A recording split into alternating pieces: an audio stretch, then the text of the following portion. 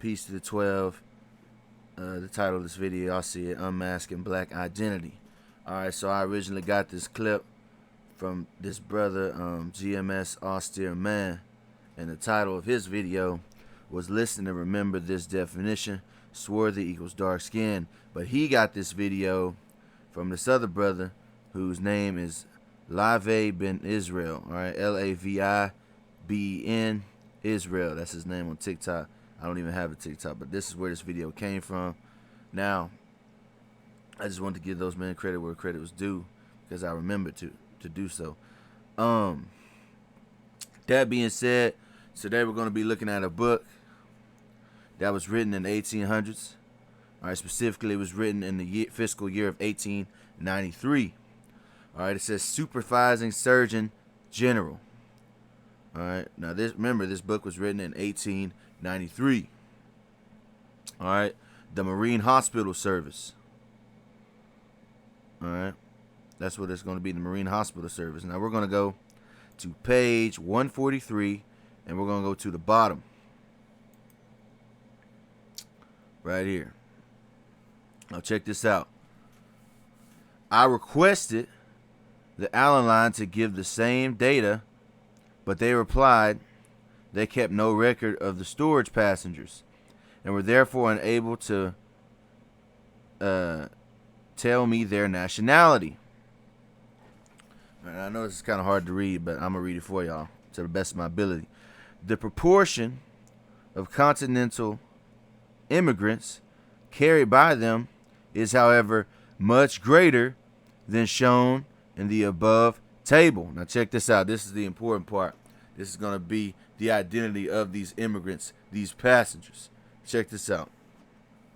Most of these foreigners are Jews. See that? It says most of the foreigners are Jews. Now check out. We're about to get these Jewish people, so-called Jewish peoples. We're about to get their physical description. Check this out. They are dark, swarthy race with long, black, unkempt hair. So they were a dark, swarthy race with long, black, and unkempt hair. In other words, they mean that unkempt hair, meaning it was uncombed. So they could have had hair like this brother. They could have had nappy afro. They could have had dreads. They could have had whatever. All right. And it also says what? That they are a dark, swarthy race. Well, let's check out this word swarthy. Now, remember, this was written in 1893. Well, let's get the definition. Let's get the definition of swarthy according to the 1768 dictionary. All right, check it out. Swarthy.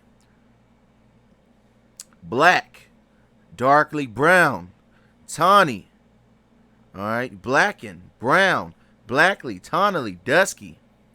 Dark of complexion, black. All right, and remember, this was in the 1700s. This was in the 1800s. See, what people have done, certain people, what they do when they see the word swarthy, they try to tell you, oh, that means he is a white guy with a tan. Hell no, man. As you can see, this definition. All right, it's pretty plain. All right, let's get some more on this word swarthy. According to etymology, which means origin of the word. All right, 1570, swarthy, dark colored, especially of skin. Schwarz, black person, somewhat derogatory, black, swarthy. All right, a code to refer to black servants.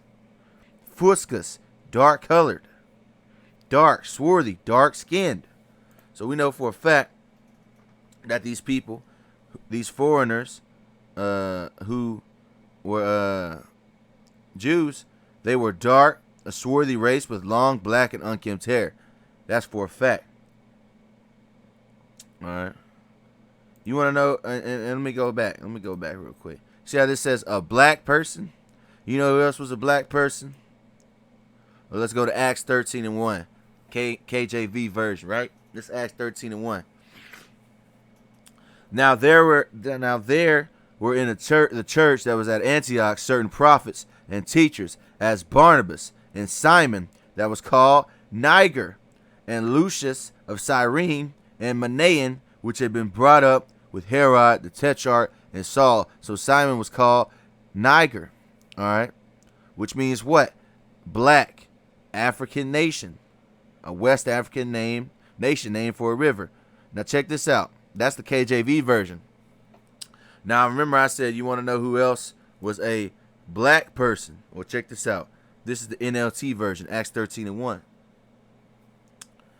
Among the prophets, the teachers of the church of Antioch of Syria were Barnabas, Simon, called the black man, Lucius from Cyrene, Manaen, the childhood company of King Herod, Antipas, and Saul. So he was called the black man. So this, when it says Swartz, a black person, hey, there you go. And also, yes, there's a country called Niger, and it's in Africa.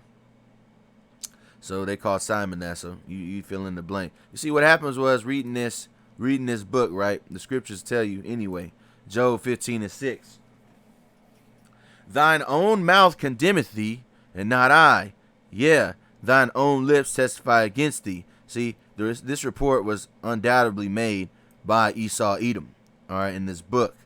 But guess what? By that admission, his own lips have told the truth.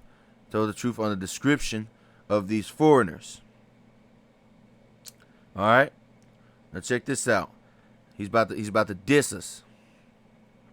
The clothes they have on are inadvertently old and dirty, and the people therefore are never clean, not even their hands and faces. So he's saying that we're dirty, and that we're never clean. See, he's dissing us, but you know what? That's part of the curses. Psalms 44:10 on down. This is Psalms 44:10. Thou makest us to turn back from the enemy, and they which hate us spoil for themselves. Which, once again, who is they that hate them? These other nations, period. Thou hast given us like sheep appointed for meat, and hast scattered us among the heathen. And we are scattered among the heathen. Thou sellest thy people for naught, and dost not increase thy wealth by their price. You know, and we got sold into slavery.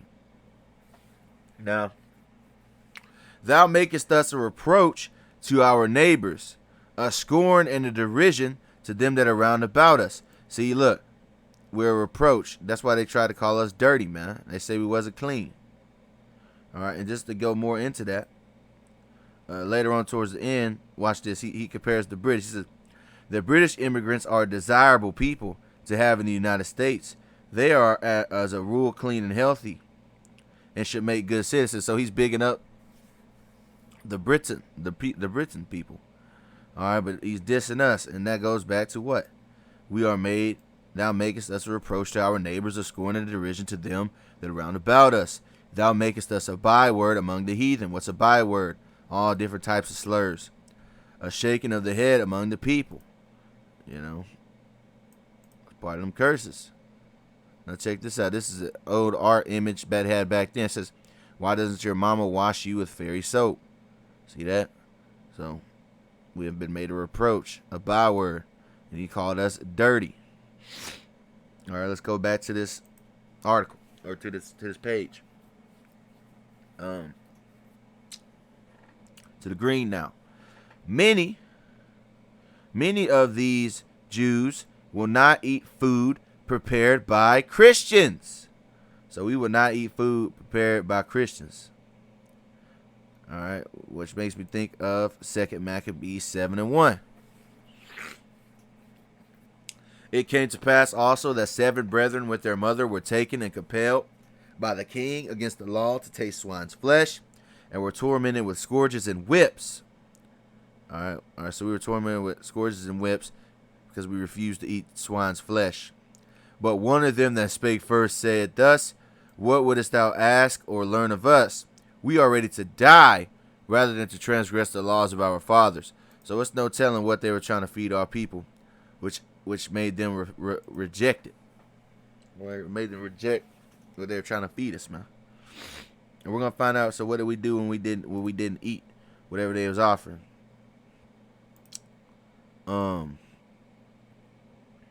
Will not eat food prepared by Christians.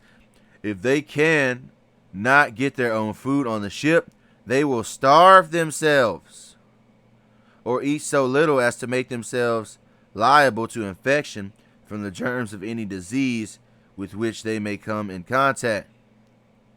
All right, now he said what? They would starve themselves. Well, we know that's part of our tradition. It's what's known as fasting. There are many scriptures on fasting. Psalms 109:24. My knees are weak through fasting, and my flesh faileth of fatness. Psalm 69:10. When I wept and chastened my soul with fasting, that was to my reproach. All right. Also, this process of fasting is also known as afflicting the soul, man. All right. And there are many other scriptures on that too. I left them in there. What else? They bring unleavened bread with them, mixed up with their clothes and their baggage. All right. So our people are still carrying that unleavened bread, man, that we got during the Passover when we was leaving Egypt, man. Our people still had that tradition going on even in the 1800s, in 1893. All right. Now you might say, well, how did this happen? How are these people? How did our identity get stolen and all that? Well, that's scriptural. Let's go to Psalms 83, 1-4. Keep not thou silence, O God. Hold not thy peace, and be not still, O God.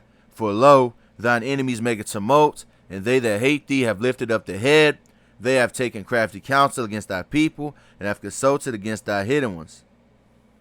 They have said, come, and let us cut them off from being a nation. So they wanted to cut us off from being a nation. Now check this out. That the name of Israel may no more be in remembrance. All right. Well, may be no more in remembrance. So they want our name to be no more. All right. They don't want us to call ourselves Israelites. They don't want us to call ourselves Hebrews. They don't want us to call ourselves the biblical Jew. They don't want us to call us that, man. They want us to call ourselves all these other manner of bywords, man. Hey, but the truth's out there, man. And that's it on this video. I ain't gonna be too long, man. Again, this is called Marine Hospital Service, and we just got the description of these foreigners. All right, that happen to be Jews. All right, check these brothers out. They do good content. Well, I don't know him. I don't have a TikTok, and that's Unmasking the Black Identity Part 1. This gonna be an ongoing series. And with that, I say peace to the 12. I want to give all praises, honor, and glory to the Most High Yahawah, in the name of His only begotten Son, yahawashi, man. Those are the true names of the Heavenly Father and His Son. I want to say shalom, which means peace, to you brothers that's listening and learning, to you people that are doing this work in truth and sincerity, and to the elders that's been doing this thing before me. We almost out of here. Kwam Yasharallah. Shalom.